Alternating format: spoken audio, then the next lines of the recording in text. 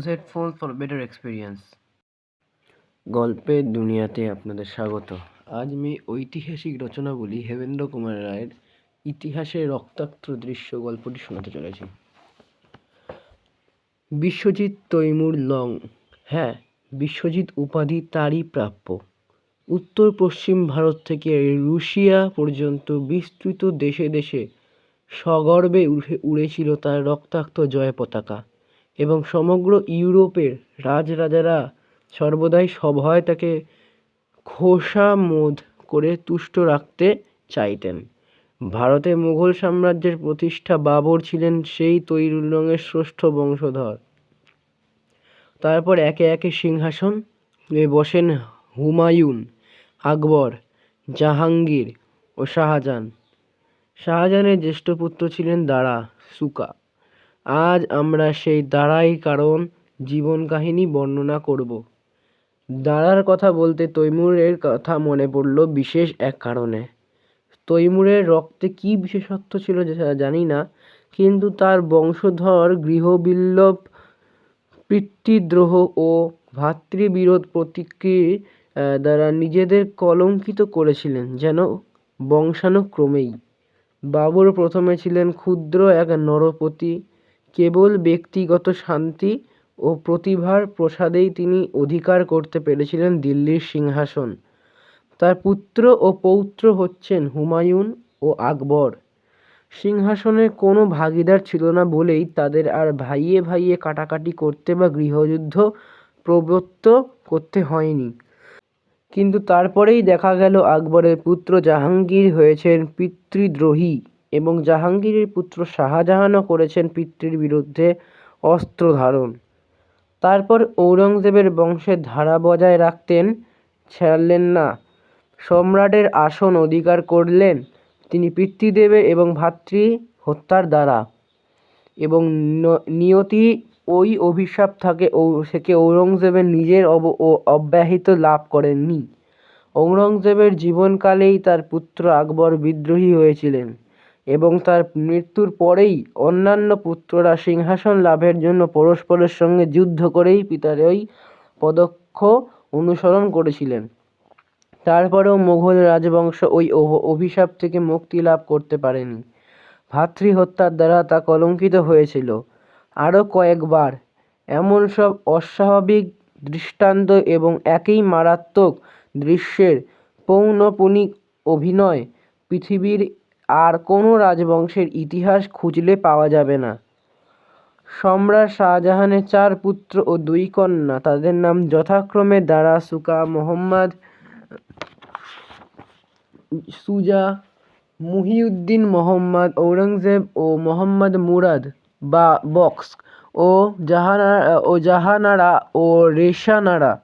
শাহজাহান, যার নাম স্থাপত্য অমর করে রেখে গিয়েছিলেন, সেই মমতাজ মহলই হচ্ছেন সেই 6 সন্তানের জননী।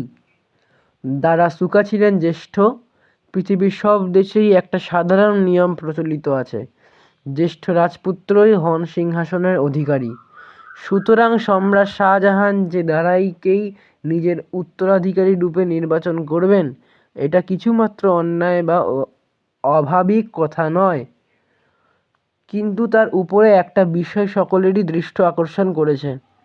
সম্রাট শাহজাহানের হবে ব্যবহার সর্বদাই জাহির হয়ে পড়ত যে তিনি ছেলেদের মধ্যে সবচেয়ে বেশি ভালোবাসতেন জ্যেষ্ঠ পুত্র দারাকেই। এই পক্ষপাতিতা অন্যান্য রাজপুত্রদের ভালো লাগত না।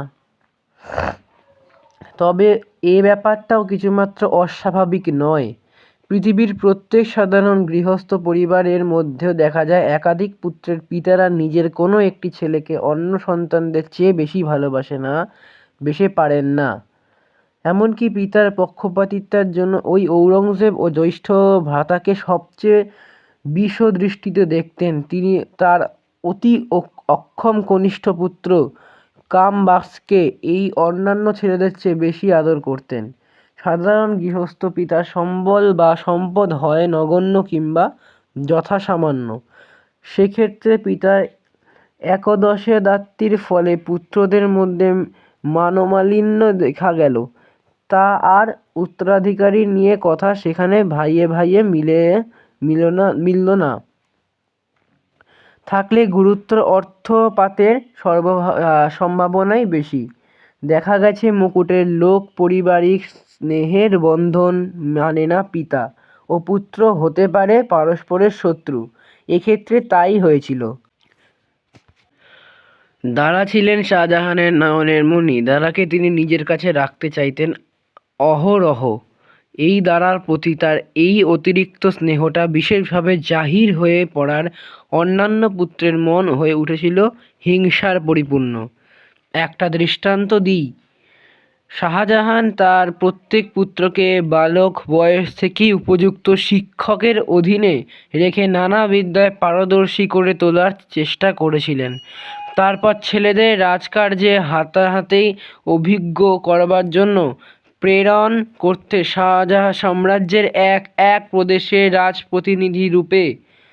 দাক্ষিণাত্য ছিল ও অশান্তিপূর্ণ এবং রাজধানী দিল্লি থেকে বহু দূরে। শাহজাহানের নির্দেশে ঔরঙ্গজেব রাজপ্রতিনিধি রূপে যেতে হয়েছিলেন সেইখানেই। মুদারকেও পাঠানো হয়েছিল দক্ষিণের এক প্রদেশে। মোঘল সম্রাটরা নরকের মতো ঘৃণা করতেন সুদূর বাংলাদেশকে, কারণ সেখানকার আবহাওয়া পশ্চিমাদের হাতে সইত না। দ্বিতীয় রাজপুত্র সুজা প্রেরিত হয়েছিলেন ওই বঙ্গদেশেই। পাঞ্জাব, এলাহাবাদ ও মুলতান প্রভৃতি প্রদেশ ছিল না অশান্তি ও আপত্তিকর, বরং অর্থকের বলাই তাদের খ্যাতি ছিল। সেই সব প্রদেশেই দারাকে রাজপ্রতিনিধি পদে নিযুক্ত করা হলো। উপরোক্ত দারাকে অতদূর পর্যন্ত যেতে হতো না। তিনি নিজে থাকতেন পিতার আশেপাশেই। প্রাদেশিক শাসনকার্য পরিচালনা করতেন তার দ্বারা নিযুক্ত কোনো প্রতিভু। শাহজাহান যখন সসম্মান সিংহাসনে অধিষ্ঠিত হলো, তা থেকেই দারা হয়ে উঠেছিল সাম্রাজ্যের মধ্যে দ্বিতীয় ব্যক্তি। তার আসন ছিল সম্রাটের পরেই। তাকে শাহী বুলন্দ ইকবাল বা মোহাম্মদ সৌভাগ্যের রাজা নামে সুদুর্লভ ও মহাসম্মানকর উপাধি ভূষিত এবং 40,000 অশ্বারোহী সৈনিকের নায়কের পদ প্রদান করা হয়েছিল। সে প্রভূত অর্থ তার জন্য বৃত্তি বলে বরাদ্দ করা হয়েছিল। তা বহু নৃপতি ও হিংসা উদ্রেক করতে পারত। বিভিন্ন ঐতিহাসিকের মতানু অনুসারে দারার বাৎসরিক বৃত্তির পরিমাণ ছিল 1.5 কোটি থেকে 2 কোটি টাকা। আজকের হিসেবে ও টাকা পরিমাণ হবে কতগুণ বেশি সকলে তা দেখতে পারবেন। রাজসভায় সম্রাটের কাছেই থাকত যুবরাজ দারার জন্য নির্দিষ্ট সোনার সিংহাসন।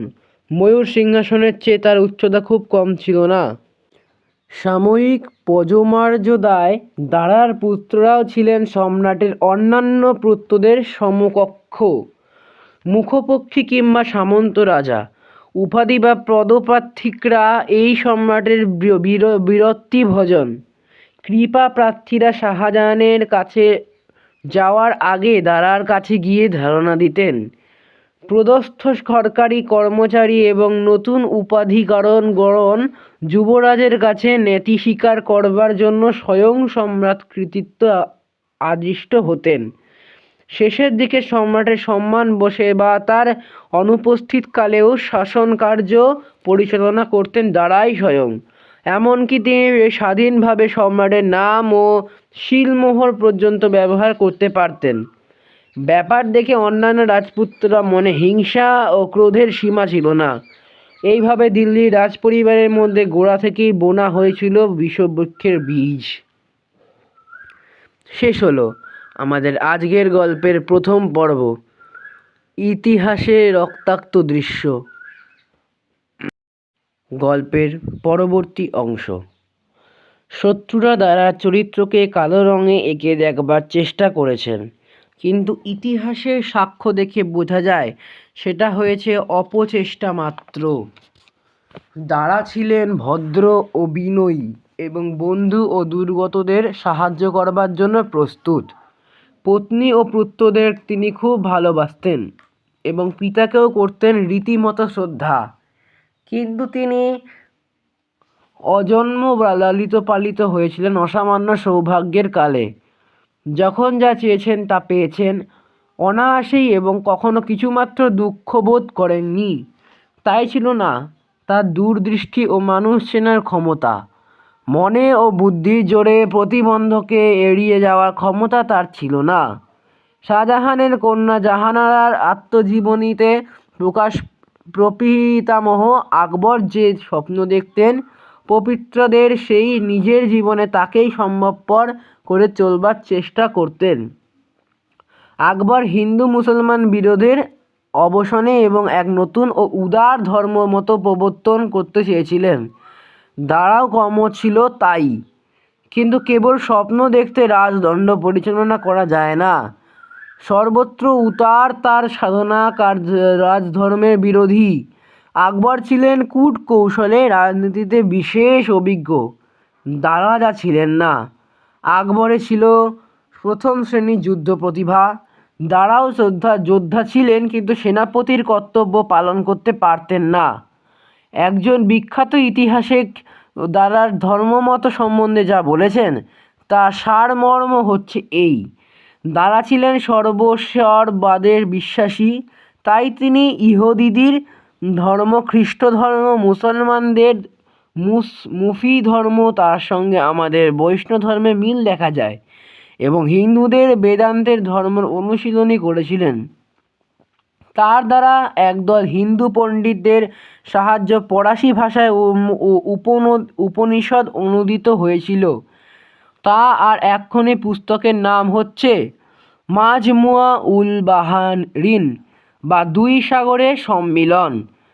তা পাঠ করলেই বোঝা যায় তার লক্ষ্য ছিল এমন এক মিলন ক্ষেত্রেও আবিষ্কার করা যেখানে এসে হিন্দু ও মুসলমান পরস্পরের সঙ্গে সম্মিলিত হতে পারে। তিনি হিন্দু যোগী লালদাস ও মুসলমান ফকির শারমাদের পদতলে শিষ্যের মতো মনোযোগ দিয়ে উভয়ের উপদেশবাণী শ্রবণ করতেন। তা বলে তিনি স্বধর্মের বিরোধী ছিলেন না। তিনি মুসলমান সাধুদের একখানি জীবনচরিত সংকলন করেছিলেন। শিষ্যরূপে তার দীক্ষা হয়েছিল মুসলমান সাধু মিয়ান মীরের কাছে। কিন্তু কাফারের পক্ষে যা ছিল অসম্ভব। দারা নিজের কথাতেই প্রকাশ পেয়েছে যে তিনি ইসলামের মূল ধর্মমতে অবিশ্বাসী ছিলেন না, কিন্তু তিনি হিন্দুদের বন্ধু। অন্যান্য গোঁড়া মুসলমানের মতো তিনি কোনো দিনই হিন্দুদের বিরুদ্ধে জেহাদ বা ধর্মযুদ্ধ ঘোষণা করতে পারতেন না। এইসব কারণে বিশেষ করে হিন্দুদের কাছে দারা ছিলেন অত্যন্ত লোকপ্রিয়। আলোচ্য নাটকীয় কাহিনীর প্রধান ও প্রথম নায়ক দারাই এবং দ্বিতীয় নায়ক হচ্ছেন ঔরঙ্গজেব। এবারে তারও একটু পরিচয় দরকার। ঔরঙ্গজেব ছিলেন দারার চেয়ে কিছু কম 4 বছরের ছোট। সম্রাট শাহজাহানের অন্যান্য পুত্র মতো বাল্য ও যৌবনে উপযুক্ত শিক্ষকদের অধীনে তিনি বিদ্যালাভের যথেষ্ট সুযোগ পেয়েছেন।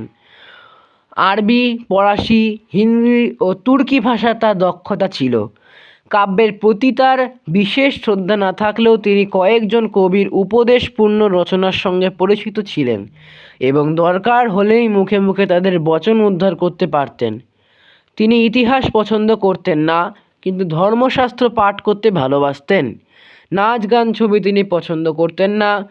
জাহানারার আত্মকাহিনীতে বালক ঔরঙ্গজেবের সম্বন্ধে একটি কাহিনী পাঠ করা যায়। পিতামহ জাহাঙ্গীর ও পিতা শাহজাহানের দুজনেই প্রথম বয়সে হয়েছিলেন পিতৃদোহী। শাহজাহানও তাই ভয় ছিল যে তার পুত্ররাও হয়তো কোনোদিন পিতার বিরুদ্ধে বিদ্রোহ ঘোষণা করবে। সেই জন্য এক ভবিষ্যৎতা সন্ন্যাসীকে কৌতূহলী হয়ে জিজ্ঞাসা করেছিলেন, আমার কোনো ছেলে কি আমার বিরুদ্ধচারণ বা সাম্রাজ্য নষ্ট করবে? সন্ন্যাসী বলেছিলেন, হ্যাঁ। কে সে? সে সবচেয়ে ফর্সা। ঔরঙ্গজেব গায়ের রং ছিল অতিশয় শুভ্র। ভবিষ্যৎবাণীর সময় তার বয়স ছিল 10 বছর মাত্র। শাহজাহান কিন্তু সেই দিন থেকেই তাকে আর ভালো চোখে দেখতেন না এবং তার নাম দিয়েছিলেন শ্বেত সর্প। বালক বয়স থেকেই ঔরঙ্গজেব ছিলেন অত্যন্ত সাহসী ও বীর। এখানে তার সাহস ও বীরত্বের একটি গল্প দেওয়া হলো। কিন্তু তার আগে একটা কথা বলা উচিত। মোগল সম্রাট ও রাজপুত্ররা অর্থাৎ তৈমুরের বংশধররা চিরদিনই ছিলেন বীরত্ব ও সাহসের জন্য বিখ্যাত। তৈমুরের রক্তে কাপুরুষের জন্ম হয়নি বলেই চলে। মোগল রাজবংশের উৎপত্তি যে তৈমুরের রক্ত থেকেই, এর জন্য তারা ছিলেন মনে মনে গর্বিত। ঔরঙ্গজেবের ছোট ছেলে কর্মবক্ষ ছিলেন নির্বোধ, নিষ্ঠুর, অত্যাচারী ও প্রমোদপ্রিয়। তাকে অকাল কুষ্মাণ্ডের সঙ্গে তুলনা করলেও অন্যায় হবে না। মেজ ভাই সম্রাট বাহাদুর শাহের সঙ্গে যুদ্ধ পরাস্ত হয়ে অনায়াসেই তিনি পলায়ন করতে পারতেন, কিন্তু পালাবার নাম মুখেও না এনে লড়তে লড়তে সাংঘাতিক রূপে আহত হয়ে তিনি প্রাণ ত্যাগ করেন এবং মরবার আগে বলে যান, আমি হচ্ছি তৈমুরের বংশধর, পাছে কেউ আমাকে কাপুরুষ ভাবে সেই ভয়েই স্বেচ্ছায় আমি মৃত্যুকে বরণ করেছি। এবারে গল্পটা বলি। যে সময় কথা বলছি তখন ঔরঙ্গজেবের বয়স মাত্র 14 বছর। সম্রাট শাহজাহানের হাতির লড়াই দেখানো হচ্ছে আশেপাশে। দর্শকরূপে রাজপুত্র ও অমির ওমাহারের সঙ্গে উপস্থিত হচ্ছে সৈন্য সামন্ত এক বৃহৎ জনতা। আচমকিতে এক হাতি ক্ষেপে গিয়ে তেড়ে এলো অশ্বারোহী ঔরঙ্গজেবের দিকে। তখনও পালাবার পথ খোলা ছিল না, কিন্তু ঔরঙ্গজেব সে কথা মনেও আনলেন না। পাছে ঘোড়া ভয় পেয়ে সব সরে পড়ে, তাই তিনি তার বলগা টেনে রেখে স্থিরভাবে অপেক্ষা করতে লাগলেন। হাতিটা আরও কাছে এগিয়ে এলো। ঔরঙ্গজেব বল্লম তুলে সজোরে তার দিকে নিক্ষেপ করলেন। হৈ হৈ রব উঠল চারদিকে। আমির, ওমরাহ এবং অন্যান্য লোকজন ছুটোছুটি ও চেঁচামেচি করতে লাগলো। হাতিকে ভয় পাওয়ার জন্য অনেকে আতশবাজির ছোড়া হলো, কিন্তু বৃথা। মাতঙ্গ ছুটে এসে সুরের এক আঘাতে ঘোড়াটির মাটির ওপরে পড়ে ফেলে আর রক্ষে নেই। ঔরঙ্গজেব এক লাফে মাটির ওপরে লাফিয়ে পড়ে খপ করে তার তরোয়াল খুলে অটল পদে মুখোমুখি হয়ে দাঁড়ালেন হাতির সামনে। হঠাৎ দৈবাৎ গতিতে তা হলো দৃশ্য পরিবর্তন। একে ভীষণ হট্টগোল, বল্লমের খোঁচায় ও আতশবাজির সম্বন্ধ অগ্নিকাণ্ডে হাতিটা চমকে ও ভাবড়ে গিয়েছিল। তার উপরে তার প্রতিদ্বন্দ্বী হাতিটাও আবার রুখে উঠে পড়ে আক্রমণ করতে আসছে দেখে সে ঊর্ধ্বশ্বাসে পৃষ্ঠভঙ্গ দিয়ে কাল বিলম্ব না করলে না। ফাঁড়া উতরে গেল ভালোয়। সকলে অস্থির নিঃশ্বাস ফেলে বাঁচল। শাহজাহান তার বীর সন্তানকে সাদরে বুকের ভিতরে জড়িয়ে ধরলেন। তিনি বুঝলেন, একদিকে তার ঔরঙ্গজেব হচ্ছেন তারই যোগ্য পুত্র, কারণ তিনি যৌবনে পিতা জাহাঙ্গীরের চোখেও সামনে তরবারি হাতে দিয়ে নির্ভয়ে আক্রমণ করেছিলেন এক বন্য ও দুর্দান্ত ব্যাঘ্রকে। ঔরঙ্গজেব লাভ করলেন বাহাদুর উপাধি এবং পুরস্কার স্বরূপ 2 লক্ষ টাকা দামের উপহার ও নগদ 5,000 মোহর।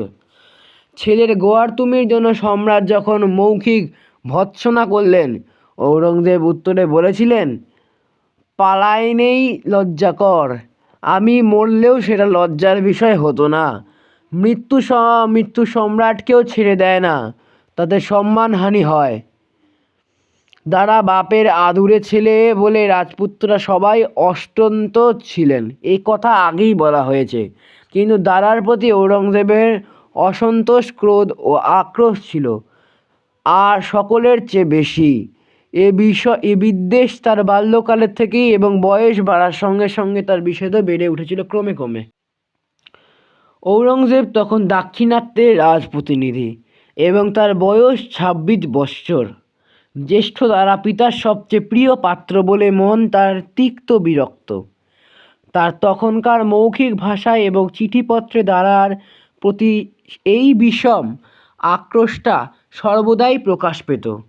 তার ওপরে সেই সবসময় এমন একটা ঘটনা ঘটল, তার ফলে এই বিগাড়টা হয়ে উঠল দস্তর মতো বিজাতীয়। দৈবগতিকে আগুন পুড়ে সহদরা জাহানের জীবন নিয়ে টানাটানি চলছে। বোনকে দেখবার জন্য ঔরঙ্গজেব এলেন আগ্রা শহরে। সেই সময় সেখানে যমুনা তীরে দারা নিজের জন্য তৈরি করছিলেন এক নতুন প্রাসাদ। একদিন তিনি পিতা ও 3 ভ্রাতাকে প্রাসাদ দেখার জন্য আমন্ত্রণ করলেন।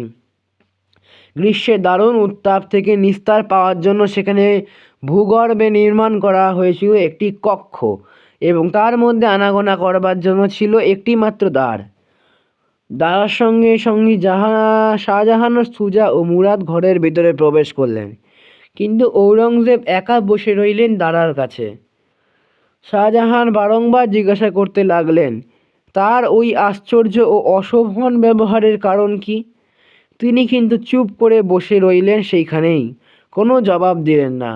তার এই অবাধ্যতা শান্তি হলো গুরুত্তর।